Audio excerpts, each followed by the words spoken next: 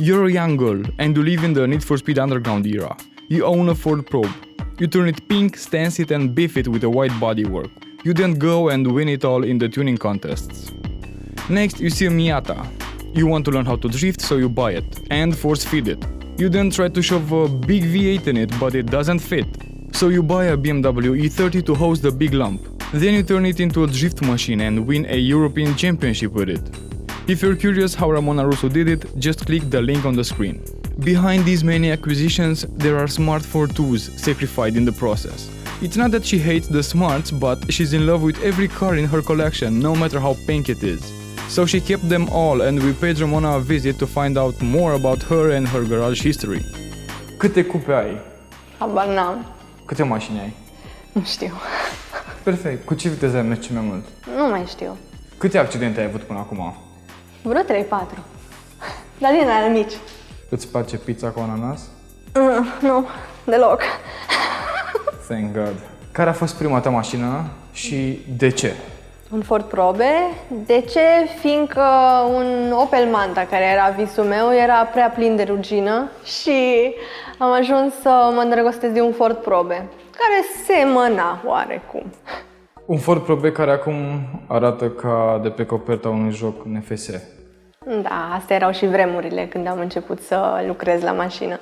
Este ceva ce nu ai schimbat la mașina aia? Motorul și șasiul. Motorul de...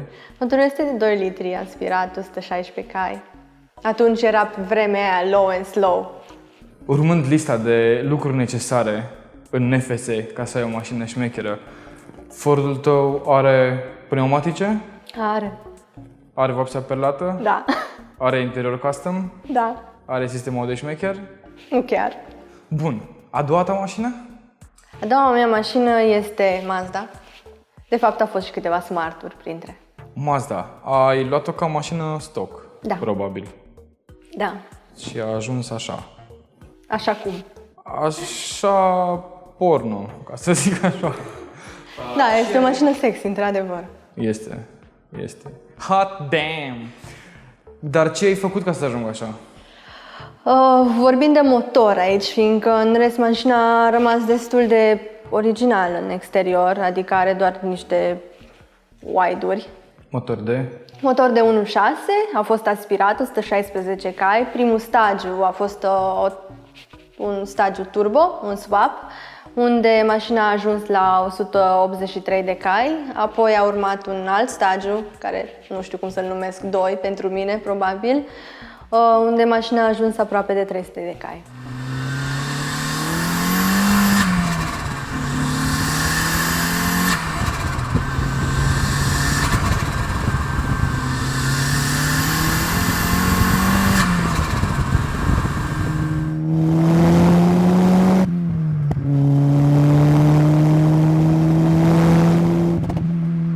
Înseamnă că asta nu e făcută pentru show-off, chiar dacă arată atât de bine, ci e făcută pentru performanță. Da, este făcută pentru performanță și pentru satisfacția mea personală. Cu ea am început primele etape de drift, apoi am văzut că nu e chiar cea mai bună mașină pentru etape de drift și am trecut la time attack, la viteză pe circuit, bineînțeles nu naționale, ci regionale, unde mașina s-a comportat destul de bine.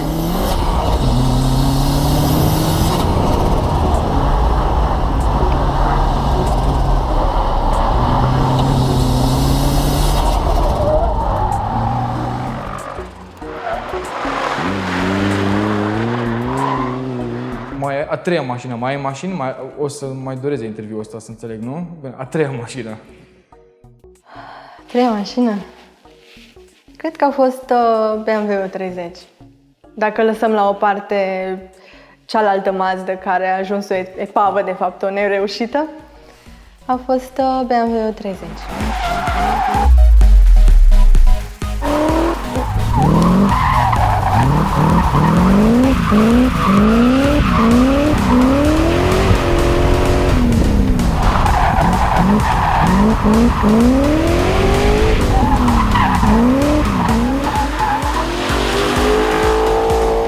L-ai folosit doar pentru competiție? Nu, am început să-l folosesc de stradă, ca apoi să-l refac, să-l reconstruiesc pentru competiție.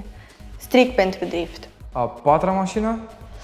Dacă bine mă amintesc, a fost un S13, care l-am luat în ideea să înlocuiască E30-ul ca o mașină de drift, care și în ziua de astăzi este o mașină de drift foarte bună, doar că pentru asta trebuia să vând E30-ul ca să-mi aloc bani în cealaltă parte spre S13, dar din calculele mele nu puteam să fac asta, fiindcă S13 era mult mai costisitor de pregătit.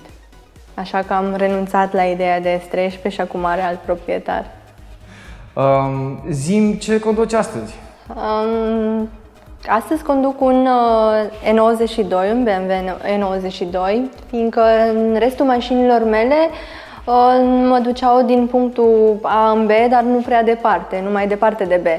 Adică, vezi, fiecare este puțin modificată. Să ajung până în Germania, să fac 2000 de kilometri, nu știu dacă mă puteam baza pe ele. Într-o Mazda MX-5 te rupe spatele. Exact, nu te poți întinde. Și am vândut din nou, probabil un Smart. Am mai pus bani, m-am împrumutat de colo-colo să-mi iau și o mașină nouă, să văd ce înseamnă o mașină mai nouă și mi-a plăcut foarte mult E92-ul. Dar am văzut și poze cu o mașină roșie și foarte, foarte, foarte faină, chiar dacă nu neapărat nouă. Da, Corvetul C3 este noua achiziție, este din nou un vis foarte, foarte vechi, care mulțumesc Dumnezeu și tot ce a creat ca mașina să ajungă în sfârșit la mine și este perfectă și ne completăm perfect. O să o folosești pentru competiții sau o vei păstra clean doar ca daily driver? Știi cum e, nu zi niciodată, niciodată. Nu se știe. Ideea e să o folosesc ca daily driver, să fac cât mai mulți kilometri, dar mașina să rămână o clasică frumoasă. Asta înseamnă că vrei să o recondiționezi, bănuiesc. Da, vreau să recondiționez mașina cât mai curând. C3-ul a avut destul de multe versiuni. A ta care e? Ce motor are? Mea este un 5,7, este un small block, are nici 200 de cai putere, însă are un cuplu frumos și îți dă unele senzații foarte frumoase.